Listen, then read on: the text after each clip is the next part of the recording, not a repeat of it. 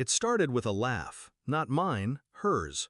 We were at dinner with her friends, a long mahogany table in a downtown restaurant, wine glasses glowing under soft lights. One of her friends asked, "So how did you two meet?" I smiled, ready to share the memory. But she cut in first. "He basically begged me to date him," she said. Her voice dripped with mockery. "Look at him, desperate, weak, lucky I was bored." Her friends laughed. I didn't. She leaned back in her chair, emboldened. "Honestly, I'm only still with him because I don't have time to train someone hotter." Her best friend winced. "Ouch, girl." But she didn't stop. "Let's be real, no one else even wants him." Their laughter hit me like glass shattering in my chest. I stood, lifted my drink, and poured it over her head. The table froze.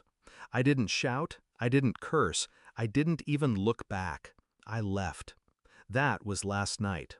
Backstory, how it began. She wasn't always cruel. When I met her, she was radiant, fire in her eyes, ambition in her voice. She made me feel chosen, like I mattered. We were different. She came from privilege, I from nothing. But she claimed she loved my drive, my grit. She said I grounded her. I believed her. I worked endless nights, sacrificed sleep and comfort to build a business from the ground up.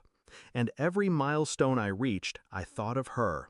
Every victory I dedicated silently to us. But somewhere along the way, love turned into convenience for her. And I became less a partner, more a prop. Discovery of betrayal. The signs were there. Her eyes wandered in crowded rooms. Her laughter grew sharper, more at my expense than with me. Her affection became performance. Kisses when others watched, silence when no one did. And then I saw the message. A chat thread she carelessly left open.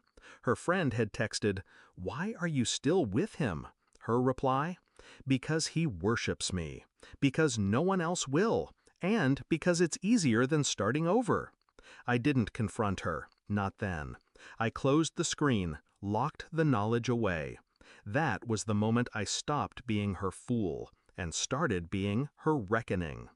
Shift in mindset, the plan. Revenge doesn't come from rage. Rage is sloppy, loud, predictable. Mine would be silent, precise, surgical. She prided herself on control. She thought she owned the narrative. Me, our marriage, the image we projected. She needed the world to believe she was untouchable.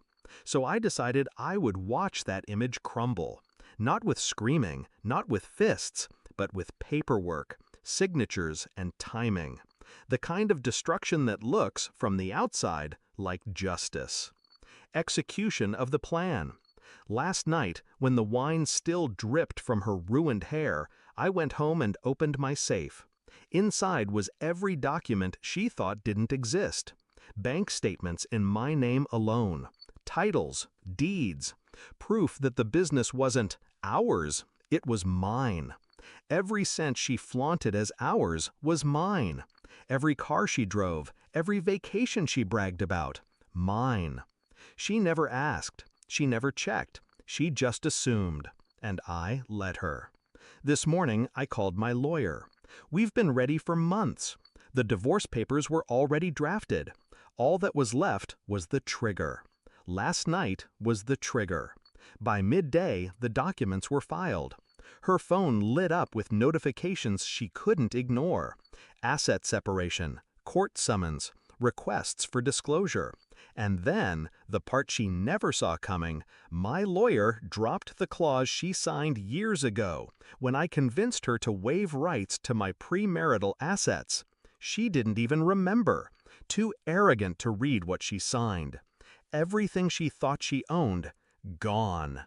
The house, the cars, the accounts, the life. Climax, the confrontation. By evening, she was at my door. Hair damp, makeup smeared, desperation in her eyes. "We need to talk," she said. I let her in, sat across from her in silence. Her voice cracked. "You're really doing this? Over a joke? Over dinner?" I leaned forward, calm, controlled. Not over dinner, over years. She flinched. You embarrassed me in front of my friends, she snapped. I almost laughed. You destroyed us in front of the world, one insult at a time. Last night was just honesty in the open. Her bravado collapsed. You can't do this. I have nothing without you. I studied her face. For the first time, she was stripped bare. No mask, no arrogance, just fear. I stood, opened the door. Exactly. She didn't move. Tears welled in her eyes. Please, don't leave me like this. I held her gaze. You already did. And I closed the door. Resolution, reflection. Now she's blowing up my phone. Messages ping every few minutes. Apologies, rage, begging, threats. I don't answer. I won't. For years, she thought I was weak, desperate, a man who should be grateful to exist in her orbit. But tonight, she knows the truth. I was never desperate. I was patient.